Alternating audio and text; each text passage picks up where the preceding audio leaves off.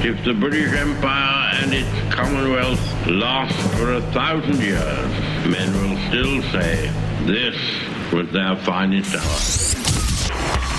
We stand for Queen, country, and video games. BRB UK. Worse teeth, better accents. Hello and indeed, ahoy hoy, ye landlubbers. Welcome to episode 285 of BRB UK. I am Dan, I'm one of your hosts, and this week I have mostly been a pirate. Another man who's been a pirate is Coleman, haven't you? Har, hi! Yar, har, har! Yar, yar, har, har, har, yar, har, har, yar, har, har. There also be Tim. Tim-lad! Tim-lad, you haven't been a pirate, have you? I haven't been a pirate. Boo! Get out. Boo. I have been, zooming around in vehicles in a good racing game, though. Yar, it does not count. OnRush. OnRush. I went on holiday once, I came back with this OnRush. I sat on the plank with no pants, and now I've got an OnRush. OnRush. I've got a rash on my arse. Anyway, how are you, gentlemen? Good. You fine? You alright? Great. Yeah. Tip-top. Fantastic. Better than I have been in previous weeks. Back to VR playing status. I am almost 100% well again, so... Excellent. Are you off your tits on Calpol once more? No, I went for Jim Beam instead. Other bourbons are available. It's a grown-up drink. Tippity-top to fantastic, mate. Tippity-top, mate. He's So on the we're rock going to this be week, talking a little basically. bit about the video games today, aren't we, mate? Not half. Not half. Tim just sitting there looking very confused. No, I'm just surprised it didn't go with rum to be more thematically appropriate, but still. No, We're not talking about it yet, though, Tim. We got the news to do first, haven't we, Coleman? I don't know, we could talk about Sea of Thieves first, because there's not a lot of news this week. I expected you to do all of the news as a pirate. You've been doing most of this week as... Let's talk about Mark of the Ninja. Let's talk about Mark of the Ninja Remars. The natural enemy of the pirate. Arr. But Mark, he's a right ninjas, you fuck... Anyway. Right, so there was a Nintendo Nindies Direct, so that's like the indies of Nintendo Direct. Yeah. Where there's a lot of games that, I've been kind of in circulation through one form or another on other mobile platforms. But one that jumped out to me, chaps, that I'm quite excited about, and might even make me go and buy Switch for I love this game so much. Can we guess? Yes. Yeah. Is it Pool Panic? Because Dan loves a pool game. Yeah. No, yeah. I do like the look of that. It looks Tim, crazy. be quiet, Timothy. Not yet. Is it Banner Saga? No, it's not Banner Saga. Is it West of Loathing? Well, actually, Langley is roughly around Slough. Is it The Messenger? The Messenger, or Bad North, or South, as we like to call it. Is it Luminous Remaster? That's the one. The Lumines, or Lumines, the word that no one quite knows how to pronounce. That's come to the Switch. I keep calling it Luminaires, and then I realise that's a band. Or Lumines. Is it Lumines? I think it's lumens. I think it's supposed to be, but Like Moomins. Yeah, but luminous. I've never entirely known that for sure. I prefer to just randomly go through all of the pronunciations you can every time you mention it. A bit like your general approach to speaking, Tim, I think you'll find. Yeah, pretty much. generally. So, obviously that's great. I think that would be a great fit for the Switch as well. So for those of you who don't know, Lumines, Luminaires, Luminamina, whatever you want to call it, is a match 3 music-y game, or match 4 music-y gamey type thing, where you've got the backing track of, between late 90s and mid 2000s dance and techno hits to keep you popping those blocks like a mofo. But it's actually a very well designed, very addictive, very awesome game. And depending on how much it's being released for, I would say check it out without hesitation. 2 doubloons. 2 doubloons, will that be a fair 2 price? doubloons. Yeah, although I don't know if you also saw the news on this, that it's weirdly also coming out on PS4. I don't know if that was part of the deal of having it not on Vita anymore, kind of thing, or something. I don't know. I don't know. Just saying the option is there for those that don't have a Switch, but I do think it's one of those things that's ideally suited for the Switch. You can ring the director, Mr. Hugh Minns, is his name. You can give him a ring. Go, hello, mate. Phone the Luminaires. What? The band. The Lumineers. Yeah, Lumineers. and see if they know about their game, the remastered It's game. been remastered, mate. You should get royalty payments. What? So other stuff you may have heard of that's also come to Switch is the Banner Mark of the Ninja. Banner Saga 3, Oh. Mark of the Ninja, Yeah! Fantasy Strike, Bomb Chicken, which looks like quite a good lot of fun. You are a chicken who lays bombs, but also one that I'm quite chuffed that it's made a jump to a kind of a mainstream system is Reigns, Kings and Queens. I've played quite a bit of Reigns on iOS things. Been reading up about Reigns Queens, especially as well. That looks interesting. Yeah, so basically it's kind of like it's a king or queen simulator, where basically you're thrust onto the throne, your predecessor has died, so you are now king or queen. And a bunch of advisors and members of the general public come up and ask you for things, and you've got to come to a decision.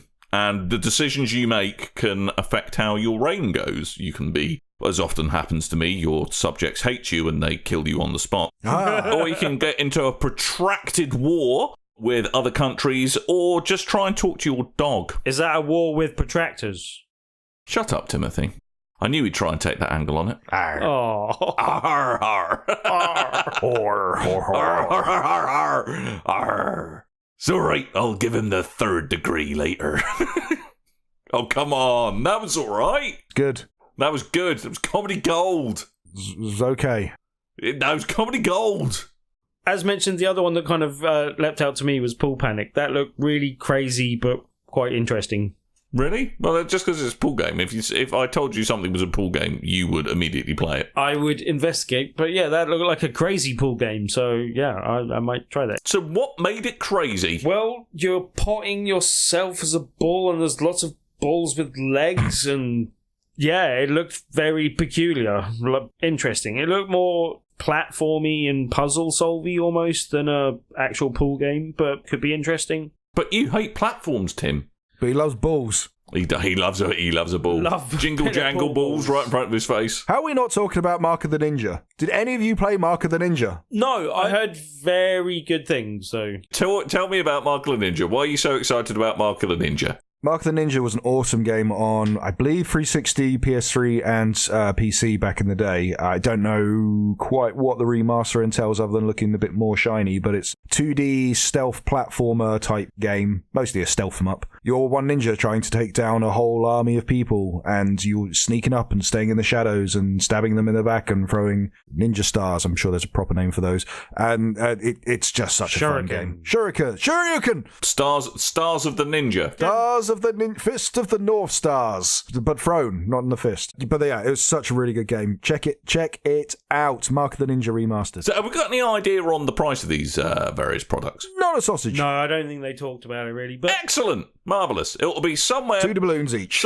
Somewhere between a bit and some money is how we can guarantee. Was Fantasy Strike the one that was the fighting game that looked quite good? Day in the life of an RMT employee where you actually can strike about absolutely everything in your contract. For what it is, it was, it was basically just a bunch of quick trailers strung together. Not many other details on those games other than the actual trailers themselves. But yeah, it was a good selection of games. It does seem that there's a hell of a lot of indie games coming out on the Switch at the moment, though. Yay! Yay! It's a good thing. Yeah. Yay! Apart from slight overcrowded market, perhaps, but still. I'm playing more and more indie games on the Switch, got to admit. It seems a really good platform for it, actually. Much the same way I have to say that I thought the Vita was an ace platform for indie games. It's good because it's powered like a proper home console. You can play it as a home console and you get these cool AAA titles, but also you do get these indie titles that you play on the move as well. It does what the Vita did just as well, and it does what a home console does. It's great. I love my Switch so much. Good. The Ataribox Console. Yay! Now, I'm conflicted about this, Coleman. Yeah. And Tim, I'm conflicted about this. Where I really want to be excited for this because I've got very fond memories of an original Atari VCS. Mate, bring out a Commodore box, then we'll talk. I think you can get one, actually. Whoa, be still my beating heart. Probably not entirely legal, but I'm fairly sure you can get one on Amazon. So, what is the deal with this? Is it going to basically have all the old Atari games in glorious 10p? Such were the graphics at that time. Or is it going to be kind of like a hybrid thing where it has those things, but it's also like a bit of a kind of a Raspberry Pi? Or do I dare say an Ouya? Let me tell you exactly what this. Well, first of all, it's not the Atari box; it's the Atari VCS, which originally the Atari VCS was the name of the 2600. That is correct. Yes. And which, when in its would finish form, this is a Android-based PC platform. It will have newer versions and old and classic versions of Atari games, and have the ability to run new games. It is essentially what one may call an Ouya. An Ouya 2.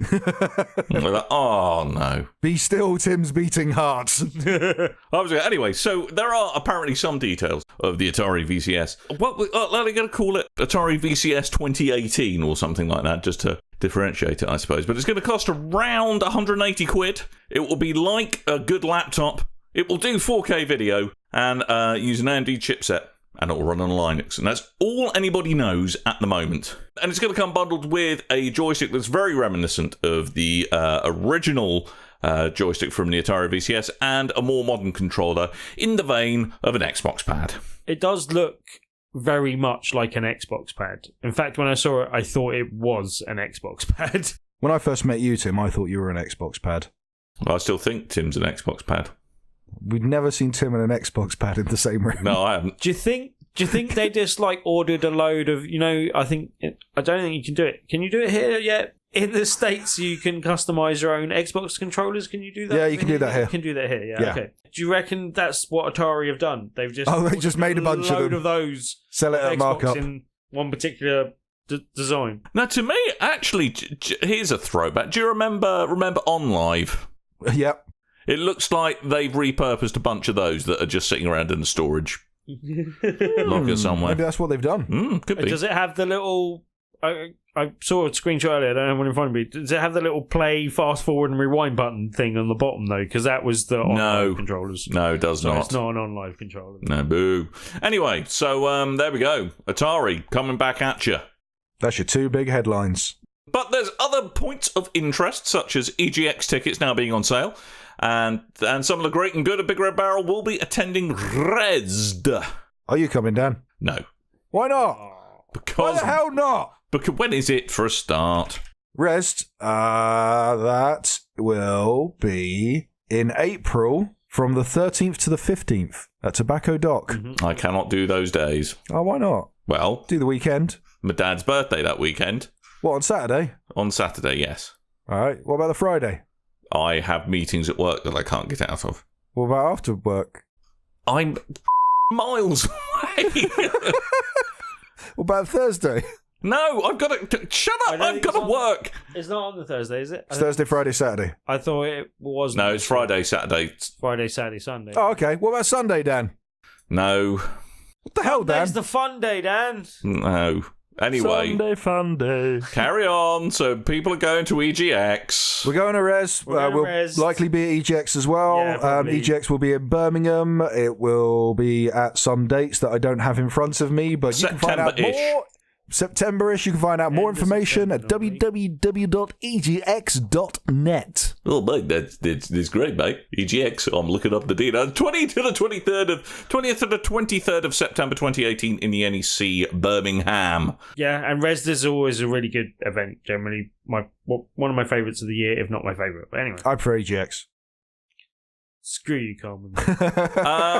And talking of remasters, we've already spoken about Atari's bit of remastering action, and indeed Mark of the Ninja, which is a personal favourite of Coleman's. Mark of Ninja! Yes, son.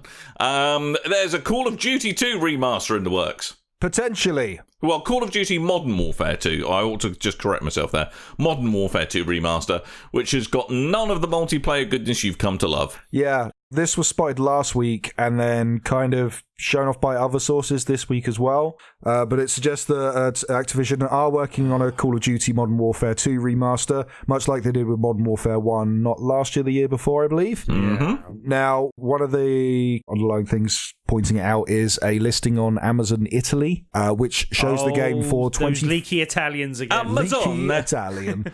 Amazon. That's what they call it there. Yeah, they do the thing with the finger. Yeah, Amazon. Yeah. The first copies will be given out at Berlusconi's Bunga Bunga party.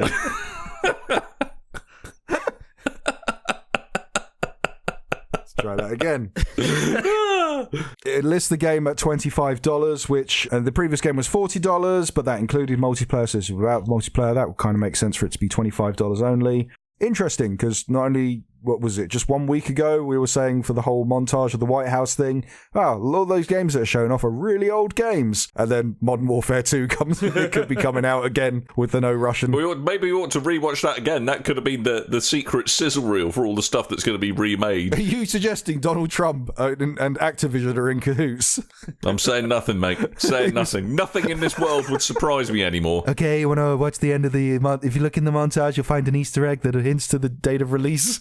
It's a good egg. It's the best egg. It's the biggest egg. And if you find it, you get control of the Oasis. Do you? The band. Of Oasis. Do you get to stop Liam Gallagher being an unstoppable moron on Twitter? No one can. No one can. Not even Liam Gallagher.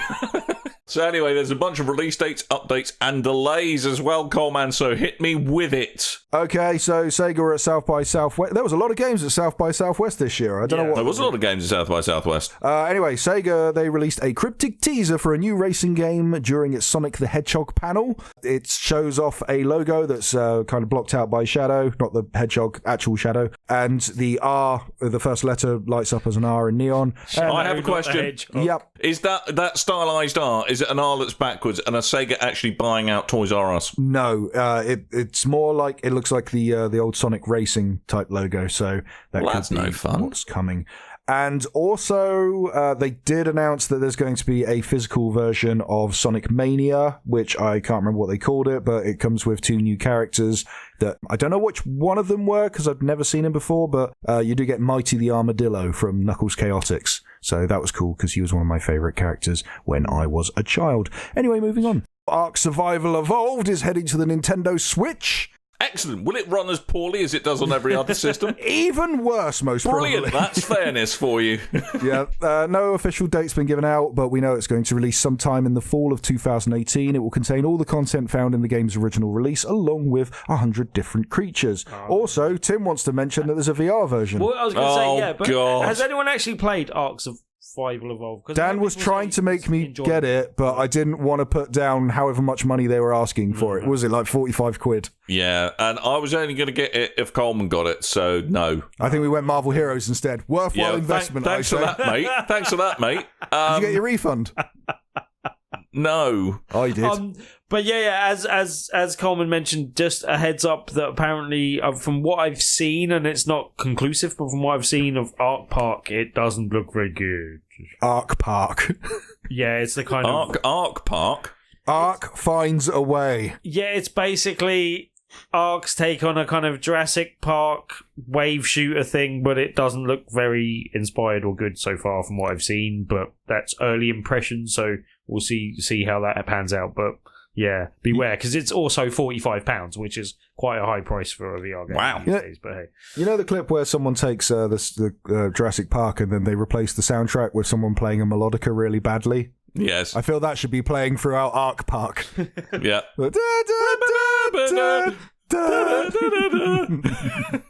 I assume you saw the videos of that with creatures from... No Man's Sky. Yes. That was quite amusing. That was quite funny. I did actually Anyway. So, YS memories of Celeste. Good.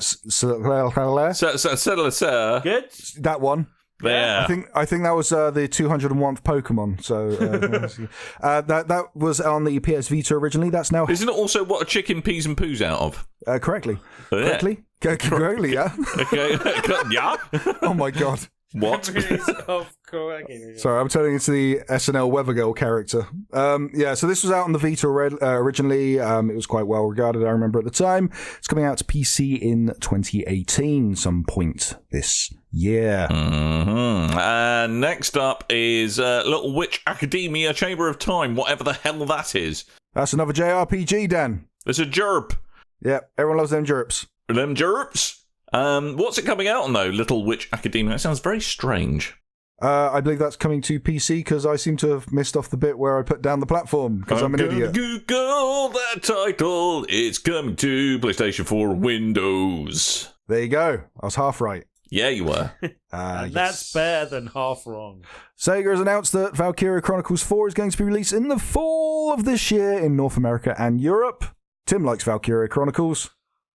Yeah, I do. But he's not allowed to play them anymore because he loses his time. With the series, and it is a big time sink. But yes. It is good, but still. And lastly, the horror title Agony, which was originally set for a release date of the 30th of March. That's hang on. So like next week. Yes. It's now on their Kickstarter page. They've put that it's down as delayed indefinitely while they're working on bringing the game to a multi-platform release at the same time. Right. Someone's not been doing their homework, have they? Yeah. So now instead of just PC, it's coming to PS4 and Xbox. Also, it's going to have a bunch of different language supports that weren't included originally, including Italian. Easy come between. You can buy it on Amazon, eh?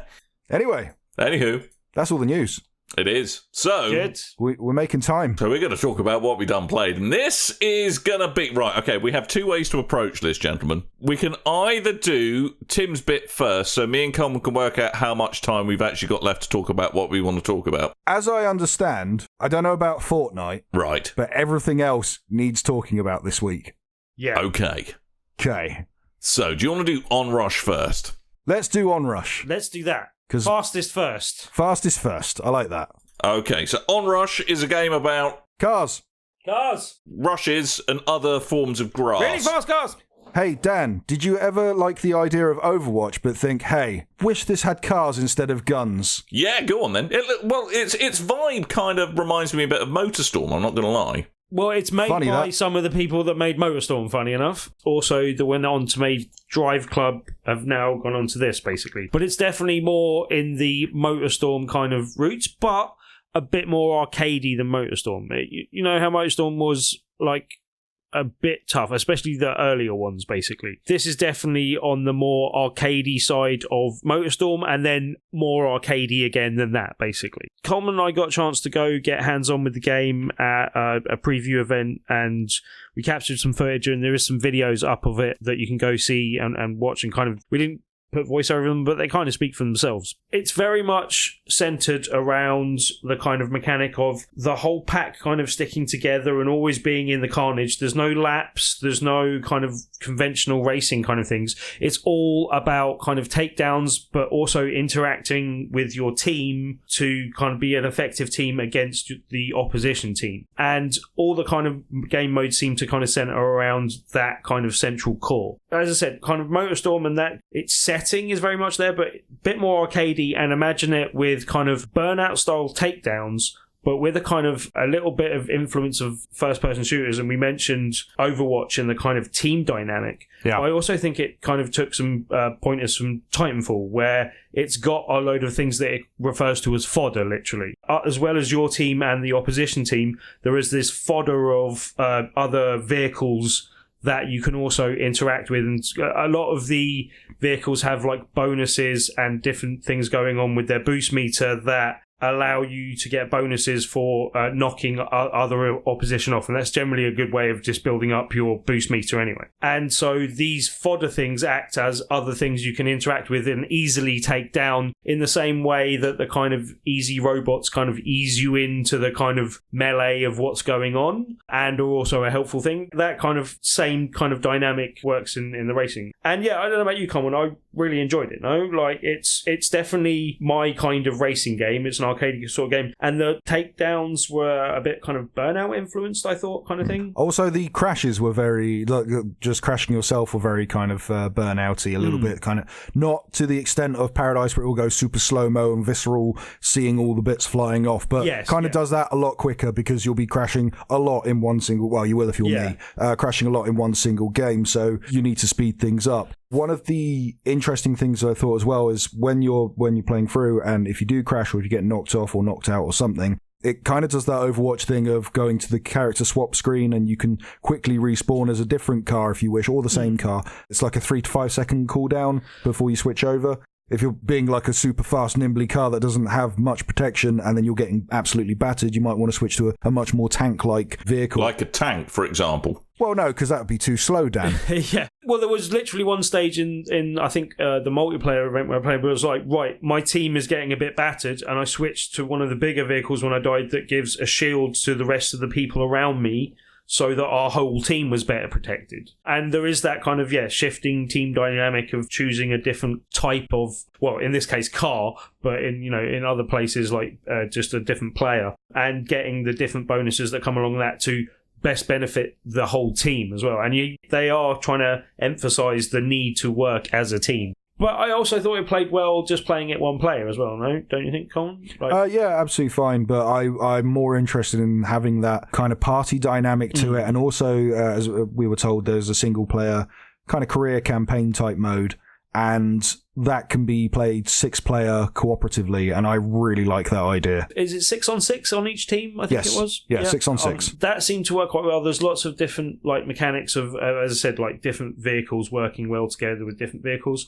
And I did speak to one of the devs and kind of ask about what he recommends as good vehicles to set out with when you're first kind of setting out. And he recommended one called the Vortex, and I think in that kind of weight class I favoured the Charger for some reason. But yeah, I use the Vortex a lot. Yeah, but unless I can have a motorbike. Yeah, and that they're kind of like buggies that have like good all-round kind of stuff, but then also kind of good all-round bonuses as well. I think I prefer the Charger just because basically you have 2 different layers of boosts. You have boost, and then once you've used up enough boost, you build up your OnRush meter. And that's like another level of boost that produces another dynamic of like special power. For instance, in the Charger, I think I'm correct in saying the Charger was the one where when I powered up, I could plow into people in front of me and like take out even quite hard opposition type thing. And it's even faster than just boosting. That was good, but other things can leave like destructive paths in their wake, or as I said, give like shields to the other members of the team, and it depends on the level of boost for the type of reward you get and stuff basically. But it worked really well just as the kind of the just shifting kind of team dynamic, but it's just continuously keeping you in the kind of the loop of, right, I'm here and I'm helping, and basically even if you get blown up, you're straight back in the action. If you get left too far behind, it catches you up the pack because it wants everyone loosely around together sort of thing. And it seemed like something that was really easy and fun to play straight away. My only slight concern is how long that dynamic plays out. It's one of those things where you need a good team to be playing with, and that will probably, see how far you go with the game. But also I'll be keen to see, because they had different modes and there was different variants on the kind of the team dynamic. There was ones where you're like only got a few seconds and you need to go through gates to add to those seconds, and every person that goes through as a team kind of adds to that sort of thing. There was enough variance from the game modes that we saw that looked interesting. It would just be interesting to see like over a period of time how they play out and how fun they are for an extended period of time. But generally, from first impressions, this is exactly my type of arcadey racing game that I don't see enough of on the market at the moment, and I'm really quite excited about it being out basically. So yeah. This is one that I wasn't particularly interested in. I didn't know much about OnRush. Tim was going to the event and then I came along to do the capture stuff, and after playing it myself went, I'm actually way into this. My interest of, because arcade races haven't been around very much lately, and if they have, they've not been great. So I went from going, man, I'm going to pick me up that Paradise City remastered, can't wait for that, and then saw it was 35 quid, and then saw this new game is coming out and went, I think I want to play this one instead, actually. This looks really, really good. As Tim said, we got 3 different videos up on BigRedBarel TV on YouTube, also on BigRedBarel.com. They show off and there's no commentary or anything, it is just gameplay, although there are some kind of explanations of each mode and stuff that are included in the video as well. And got one that shows off the tutorial of the game, one that shows off the countdown mode, which was interesting in itself, because like when you start that game off, they go, hey, you're driving in cars, but you're not racing. However, you're racing in countdown mode, because if you're too slow, it will make you like warp you ahead of everyone else and stuff. And the other one was called overdrive mode. But so we started up a new section on our YouTube channel that just shows off the game preview captures that we're going to hopefully be adding 2 more in future.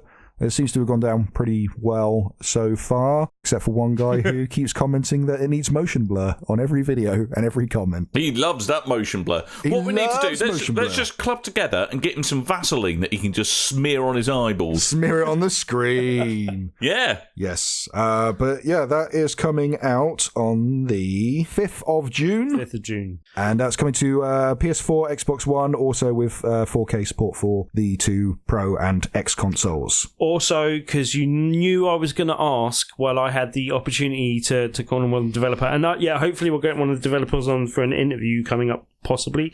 But yeah, also I did ask about the possibility of VR, because I know it's something that's not in the game at the moment. Christ. But it is something that Codemasters have added to other games post-launch as well. And just basically, there's no support at the moment, but there is no technical reason why it couldn't be added to the game if there was interest going forward. Apart from you will vomit.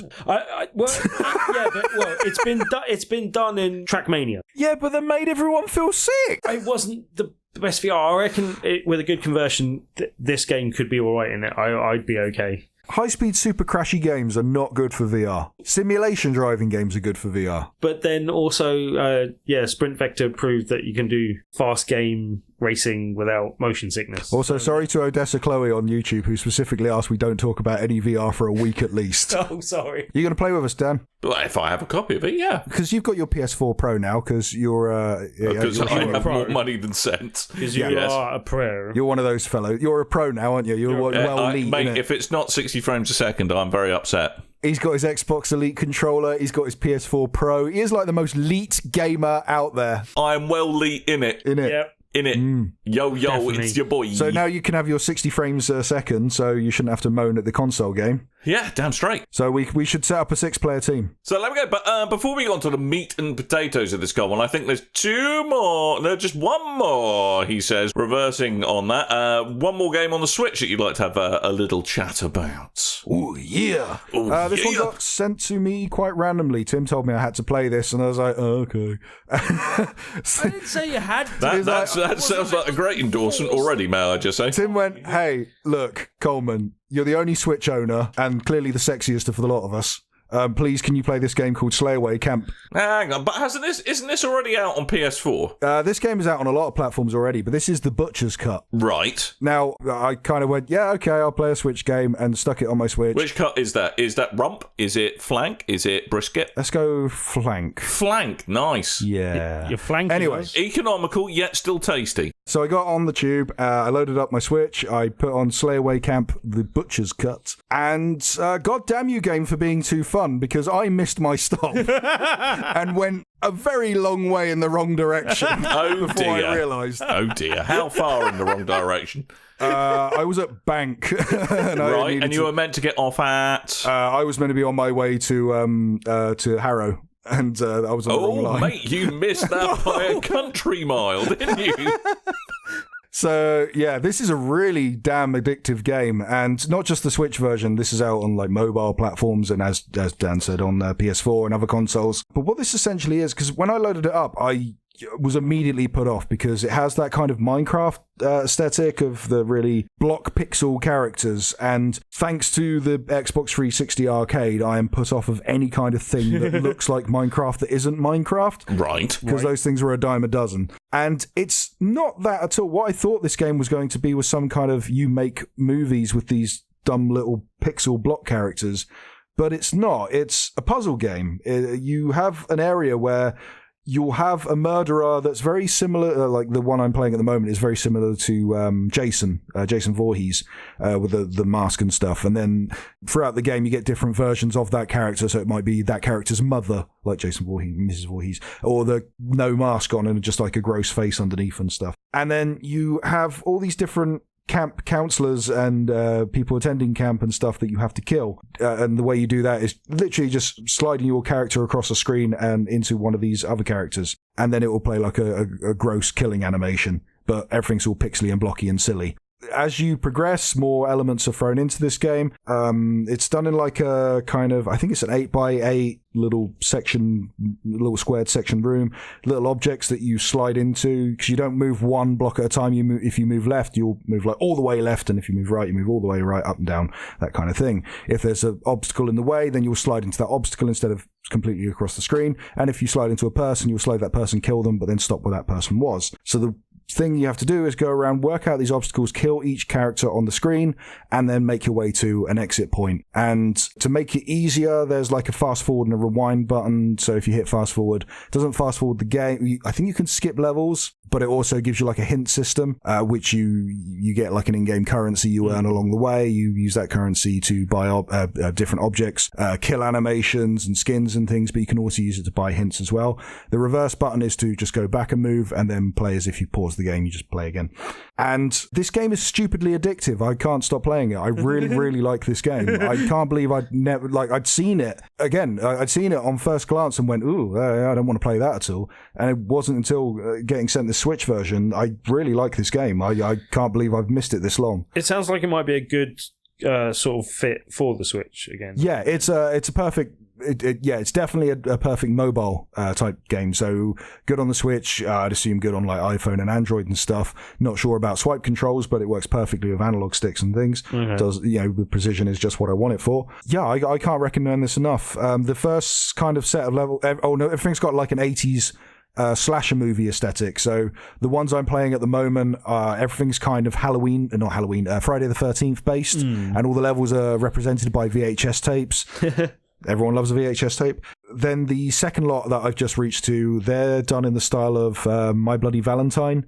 So, yeah, I'm looking forward to seeing what other ones I unlock along the way, because I think I'm going to be playing this and getting frustrated with it and loving it and hating it at the same time, because it's a puzzle game and you have to, for quite some time. This is a really good game. If you have a Switch, throw some money down, pick this one up. But if I don't have a Switch, should I throw down money on the nearest platform I can find that will run it? Yes! I would suggest, though, more so than home consoles, go for a mobile version. This is a brilliant commute killer.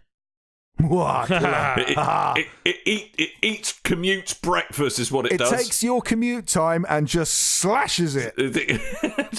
Next thing you know, it's a master of time and space and will transport you through the very fabric of the universe to the bowels of Bank Underground Station. Yeah, to be fair, in your case, it didn't so much slash it as stuff it with more travel time. It hides under the bed of a bus and pushes an arrow up through the heart of your commute time. It tickles the scrotum of overcrowded tube carriages. So Friday the 13th reference for you. I just wanted to say the word scrotum. We know, Dan. Yeah, I know. Arr, scrotum. Sea of Thieves. Sea of Thieves. So, Sea of Thieves. Sea of Thieves. Sea of Thieves. Oh, Sea of Thieves. Sea of Thieves. So, Sea of Thieves has finally been released. It's by Rare. It's come out on Xbox One and is Xbox One X enhanced, and has come out on the PC, where it plays very nicely and very smoothly. It has PC and Xbox crossplay, which is splendid. So I was able to play with Jamie, and I can presumably play with Coleman at some point as well. Now, Sea of Thieves. You're a pirate.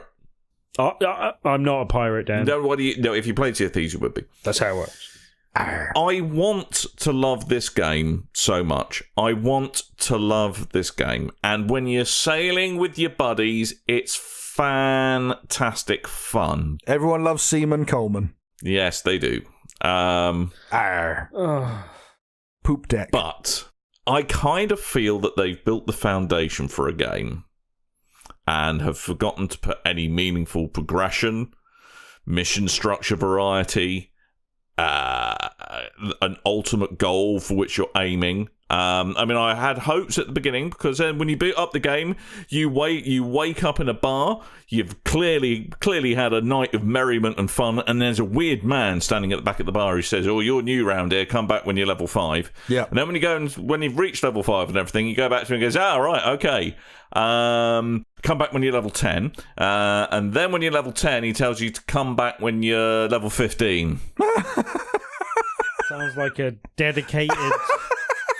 I am not even joking. Oh, that's brilliant! Oh, I can you imagine? Like, I used to play a lot of Warcraft. If they did that to me, like at some point, I'd have to laugh. Yeah, exactly. All I'm expecting when I finally reach when I reach level 15, I'm expecting to go level 15. You might think be 20, but you can right off until you've reached 20 is what I'm expecting.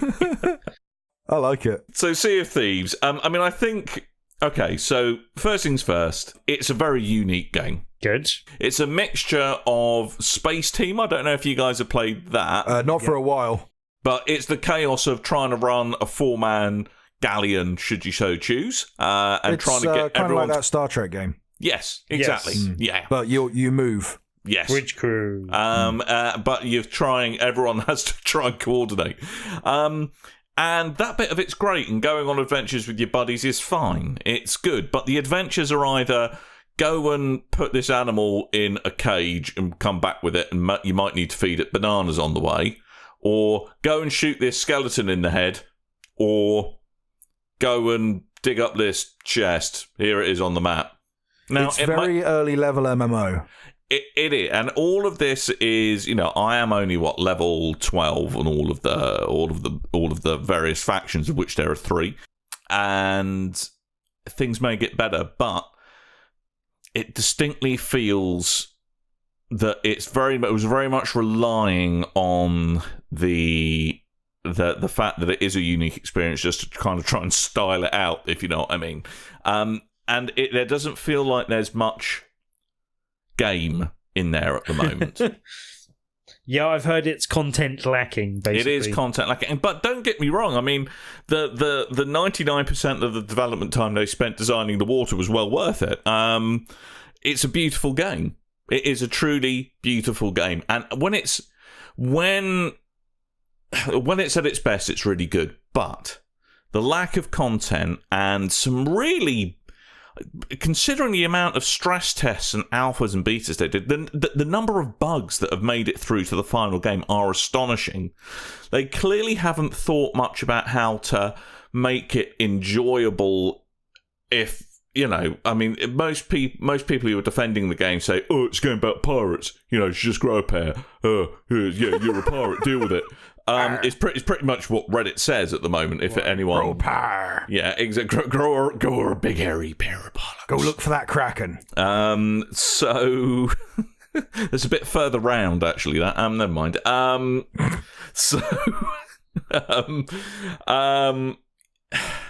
Yeah, I mean, so for example, the quests can, just because you can't. Literally, I spent 55 minutes trying to find a chicken the other morning to put in a cage. Good. I finally found the chicken, and then my one-man sloop, because it was relatively early in the morning, I was trying to sneak in a bit of the game before work, and just as I was about to hand it in and complete the quest, I got completely steamrolled by a 4-man galleon who just absolutely bent me over a barrel.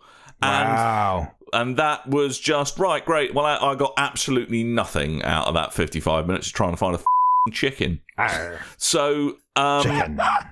And there's don't go and look for a chicken. Just get 3 mates together and go look for someone that's gone looking for a chicken. So, but the problem is, right? So if you die, and let's say they've wandered up to your boat. If you die, you respawn on your boat, so they can kill you again straight away. Good. If they sink your ship, you respawn on the next outpost along, so they can just come and blow you up again. So it's too easy to get trolled, basically. Yeah, it's very easy to get trolled. And if you're trying to escape from these people and you're getting away from them because you know how to sail a boat, all they need to do is just go into the menu, say scuttle the ship, so elect to sink their own ship, kill themselves, and they'll get a brand new ship, and they'll automatically be on the nearest outpost, which is probably the one you're going to. Ooh. So there's a bunch of just like, really, how did you not think about this? Because I was wondering how the hell they're going to balance this and just stop it being a complete grief fest. Well, have you had any problems with actually connecting to the game? Because I've heard there's a lot of issues. Well, there was a lot of issues early on with that, which you kind of expect from this thing, but apparently they actually got to the point where they closed down the ability for new players to enter the game. Yeah, basically, if you were already a pre-existing beta player, or if you had just started the game and managed to get in previously, then you were fine. Well, you were as fine as able to get in at some point, but then new people that were just, may have picked up that game brand new that day would have had problems getting in. And there's been things like achievements not popping, rewards for completing quests not popping, not being able to earn gold, all of your items disappearing in the middle of a game. So there's a bunch of stuff that really should have been sorted. Considering how many alphas and betas they did before the game. And that's what confuses me. I mean, it's not like they didn't road test the damn thing. I mean, they did. To their credit, they had a very honest, transparent dev video with the devs that came out, I think, yesterday. Basically, they go, hey, look, mea culpa, we know there's problems with the online connectivity. We're doing everything we can to sort it. Fine. Okay, good. Yeah. You're not making the elementary bungo mistakes here that they have with Destiny 2. You're actually communicating. That's fine. But for me, it's a cool bit of tech, and it's a cool thing on the surface. Oh, yeah, sailing around being a pirate with mates, that sounds awesome. And, it is. But is it 50 quid's worth of awesome as it stands at the moment? No. Is it Xbox Game Pass worthy? Yeah, my recommendation would be to get cash in your 14-day free trial of Game Pass and play it that way, and then consider buying it in 6 months, 9 months, when they've hopefully added some content to the game. And if you managed to grab yourself a code off of our Twitter account and got yourself a month free and then signed up... Oh, the best thing about that, we gave away a month free of Xbox Game Pass, Dan. And then if that person then took their code and committed to setting up a subscription, they got 2 months free. Wowza! Not bad. That's better than a slap in the undercarriage, that is. Yeah, I haven't had much time to play, so I've been at work. But I had a quick go the other day, and my experience wasn't great because... Well, first of all, my team was comprised of someone with a microphone who had clearly played the game a lot already, had like a lot of very extravagant-looking pirate garb on, big hat and big coat and stuff. And then another guy you might have just come across a pimp. Maybe. Another guy who had just started... But he was paying attention. He also had voice chat, but he wasn't using it very much. Only to kind of follow orders from the other guy. And then we had our captain, who was a child, who had the voice chat on, but wasn't talking to us. Was talking to his dad, and would quite often put down the controller to run after his dad to go, "Dad, I got on a boat," and very annoying. And then you had me. I was mucking around for a little bit. And then went to have a good old, play this game properly. I was going to follow the captain's rules, even though he was probably about 4. Got on the ship, and then all of my items, bar bananas, disappeared from my inventory. Right. So I had a game of, I could do stuff on the ship. I could hoist the mainsail. I could climb the crow's nest. I could lower and raise the anchor, and I could steer the ship. And you could feed bananas. And I could eat bananas, and I could pick up bananas. Well, that's all you need, mate. That's all you need for a night out. You're the banana man. I then saw Every ship needs a banana man. I didn't really know what we were doing, so I saw an island, and then I put down the anchor, and I jumped off the ship and swam to the island. Immediately, I heard 2 people and a child go, "Why has he jumped off the ship? Where's he going?" So I went on that ship. There wasn't anything at that island. There wasn't anything there bar a barrel of gunpowder and some bananas. So I was well happy. I got me some bananas, picked up a barrel, went back to the ship. Then he started sailing off without me. Then a mermaid got me back to the ship. So that was nice of them. Because apparently if you jump off the ship and you get lost in the sea, a mermaid will insta-warp you back. That's nice. I like that. You can't really make it with them, though, because you've got a fish lower half. I prefer the reverse mermaids with the fish top half. Anyway, so then we landed on the actual whole joke that he was butchering. Then a guy went, "Hey, we're going to start this mission." So we went and started the mission. Have you seen this lady with the top half that looks like a fish? Oh, it's all right. The quiet bloke loves her. It's all right. Don't worry, he's happy. I'm having sex with a fish lady. I think it's a lady. I think it's a lady. Anyway, I got my fish fingers anyway. So we found the island. Then we fired cannons at what we might have been skeletons, might have been other players. Not sure. Then got on the island. Very skinny other players. Then there were snakes everywhere. Yeah, those snakes. Can I just say, snakes can right off in this game. Play music at them. Yeah, I know, but there's just still twats. If you're just wandering around, they will just kind of... I don't know what they do. Do they spit? Is it some other form of object I think they they're bite throwing? and poison. It's not very nice. But anyway, there's an island full of snakes, and I'm watching my step, and I have a natural fear of snakes, so even in video games, it's not great. I hate the idea of them like jumping at the camera and stuff. There are a lot of snakes in video games. There was a lot of snakes in that game. Don't play and I had a Snake Pass. banana, I just want to point out, so I was Right. just fine. It's all right. I think you'll find that is the snake's natural enemy. It's the It's the mortal banana. enemy of the snake is the banana. Because they think it's a cucumber. Exactly. And they jump in the air. That's a cat, sorry. Well, no, they actually think it's just another snake having a sleep, and then when you peel it, it scares the bejesus out of them. They're like, what's he see doing this? to Take Bob? their skin off. This is you. Snake banana. So that was my experience. And I thought, I was going through the whole thing thinking, oh, this is weird. They added some mechanic where you got to pick up weapons on the way or something. I swear I had weapons and instruments. I hadn't hurdy-gurdy. Where did my hurdy-gurdy go? And then I realised, oh no, this is a glitch. He was very upset and it just about took. the hurdy-gurdy. Yeah, I went through 2 missions like that before I realised that no, I'm not meant to be just carrying bananas. I thought something was off. So that was my experience. Excellent. And also I saw Aurora Borealis and got very excited. Aurora Borealis! At this time of year. Located entirely in your kitchen. I'm now just Googling if I can buy a hurdy-gurdy. Cool.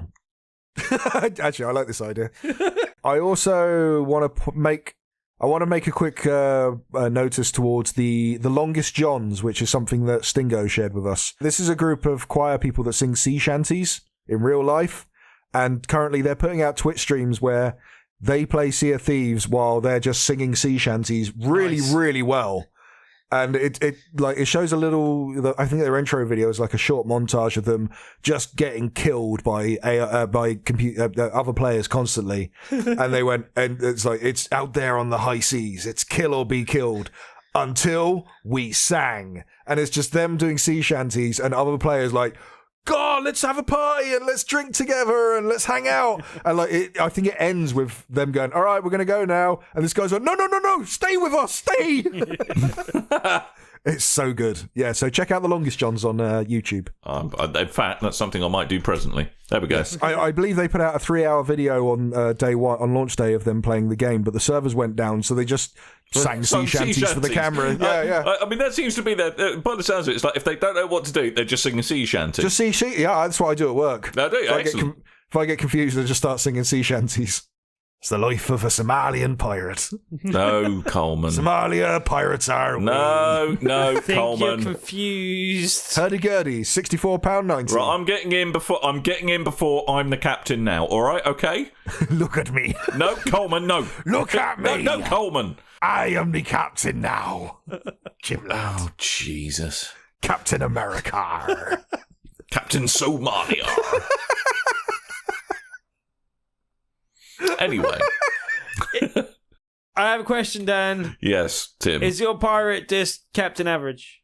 Well, it's my Xbox gamer tag, so he's Captain Average. Yeah. Ah. Mine's Dammit Coleman. Yeah. Because Yes. that's his Xbox gamer tag. Like yours would be... What would it be? Oh, yeah. Mighty Mutt.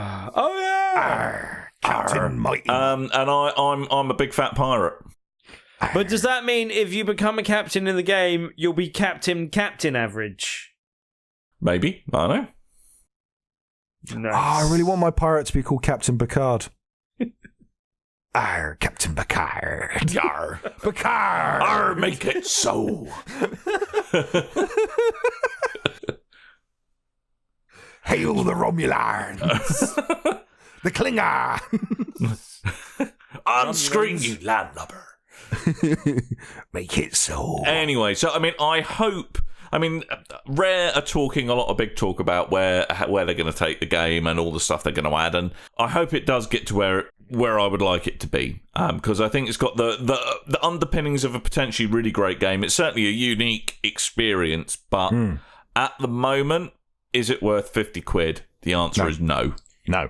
It's worth Game Pass. It's worth Game Pass, which costs you nothing. As long as you have an internet connection, and who the hell doesn't these days, Get Game Pass. Yeah. Don't ever buy a first-party Xbox game ever again. Get Game Pass. And then cancel it when you're bored. Yep. Just do that. Yep. Pretty much that. It makes so much sense. So, why would you buy a £50 game when you can rent it for $7.99 a month or whatever it is?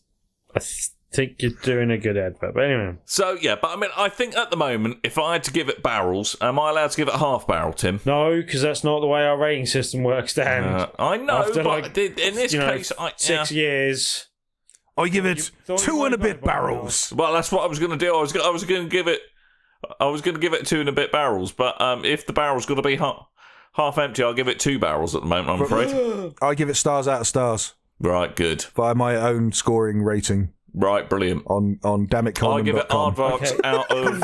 I give it aardvarks out of baboons is what I give it. How many barrels do you give it, Mr. Coleman? Sorry? How many barrels? Stars out of stars. No, barrels. I might give it a 3 if I was in a good mood. I'm in a good mood. I'll give it a 3. Yeah? All right. Actually, no, I'm in a bad mood. Flight of the Conchords cancelled their gig that I was meant to go to last week. So I'm going to give it 2 barrels. I'm taking it out on you, Rare. So it's somewhere between 2 and 3 barrels. Yes. In a world where we could have half a barrel, you know where that averages out, but Tim would hunt you down. If you have 4 friends, if you're a team of 4 and you are all friends and you know each other and you're playing this game, you're going to have a right laugh. I give it 4. If you're playing it on your own and you're playing it with strangers in particularly, I'll give it 2. Yeah, its base score is 2 barrels out of 5, but add a barrel for every friend who's along with you. Jim lad. Is how I would describe it. You still believe in ghost stories, Miss Elizabeth? Because you read one. Anyway, Where's the rum gone? I think that is about it for this week. But Tim. That's me. Tuesday. Testify about the Tuesday, brother. Tuesday is a Tuesday, and each and every Tuesday we do an event called Tabletop Tuesday in the Loading Bar in Dalston. You can come and join us, and each week we have a different feature game. If you play that feature game that evening, you have a chance of winning a copy of that game at the end of the night. This week's game is an interesting one. Right, it is a game called Lightseekers, and it is the collectible card game based on this game. But Lightseekers was a kind of... video game kind of toy to life type thing. This is the collectible card game based on that seems to have some sort of AR component to it as well. So I'll be interested to see exactly how that plays out and exactly how that goes down. But we've got extra prizes thanks to the guys. They've given us a few packs for people to try out in the night, and then we'll give away a couple of them at the end of the evening. And a few booster packs to do the same with as well. So yeah, come along. We've done some like collectible card game stuff before for like Pokemon, and they've always gone down pretty well. This is obviously not quite as well known. The Toys to Life thing wasn't quite a fit for Loading Bar and Tabletop Tuesday, but I think this one will work. So it'll be interesting to see how it goes. And if you come along and try it out in the evening, you could possibly win yourself a copy at the end of the night as well. So yeah, there are more details on the top left-hand side of BigRedBarel.com, or you can come join our meetup group on meetup.com, search for Tabletop Tuesday. Tabletop Tuesday. You're not bad for a son of a biscuit eater. The hell? You powder monkey. Coleman, what did you have for breakfast today? Let me look at something on this pirate speak that we've been looking at while Tim talks. Do you know what I had? I had a cackle fruit. I had a bit of cackle fruit. Cackle fruit? Cackle fruit. Oh, you scallywag. You old salt. Oh, you scallywag hornswaggler. My best bit is that clearly it's written by Americans, and they've got a translation for blimey. Something said when one is in a state of surprise. Blimey, I never knew that. Yeah, I know, right? Anyway, so we're pretty much done for this particular podcast, but not before we say Avast to a couple of people who've said hello. Do we have to say Avast? Yeah, we do. That's how you protect yourself from viruses. It is. Use Avast. It's my favourite virus protection. As endorsed by we pirates. Christ. Anyway, I would like to say thank you from the forums to Rid Cully's Hat and Stingo. And from Twitter, we'd like to thank Gabrielle, Ian, Richard Kirk, and Nelly. On Facebook, thank you to Carl Zookman. Thank you to Edward the Hitman Price. And on YouTube, thank you to Deep Butar, Sindhu G, Udasa Chloe, and Rocky Juth. Shouldn't it be Yar Tube? Rocky. It's either a Sylvester Stallone impersonation or he's having a stroke. Maybe both. Yes. So thank you ever so much for listening, ladies and or gents. And I probably still will be checking out Sea of Thieves now and again, as will Coleman. So if you want us to come sail the seven seas with you, well, just let us know and we'll maybe jump on your boat. Who knows? It's a blank canvas that can only expand from this point It's a forth. blank canvas where the players can write their own stories. AKA, we forgot to put the game in. Apparently there's a roadmap that's just been released. Right, but it's not roads, it's the sea. Roads? Where we're going, we don't need roads. Where we're going, the automobile. It's your kids, Mari. They got scurvy. Christ. Anyway. They'll be dead by 7. Yep, There's millions of Jeffreys all under one roof. No. It's your kids, Jeffrey. Don't put a million Jeffreys all on one boat. The dentist has shot them badly.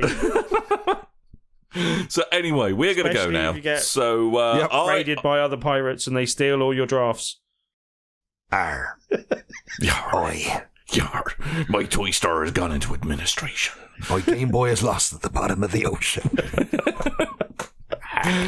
Right, that's enough of that nonsense. So, we'll just say goodbye to you all. So I have been Dan. I might have been Tim. Yeah, you have been.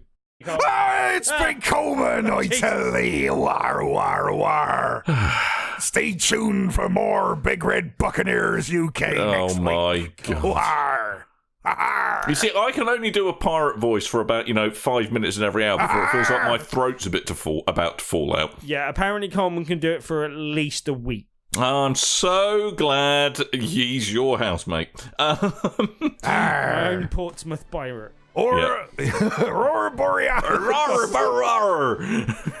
So that's your lot. Hams. That is your lot, you son of biscuit eaters. So thank you ever so much for listening. Make sure you point your internet at www.bigredbarel.com or just try randomells on the internet with /BigRedBarel after and see what happens. So we'll be back next week as per usual. Oi. So until next time, dear listeners, toodle bye. Toodle boy.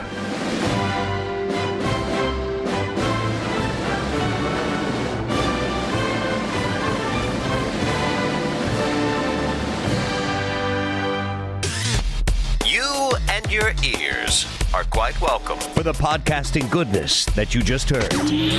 Why not roll on over To BigRedBarel.com for more podcasts, news, reviews, and videos from the biggest, reddest site on the internet.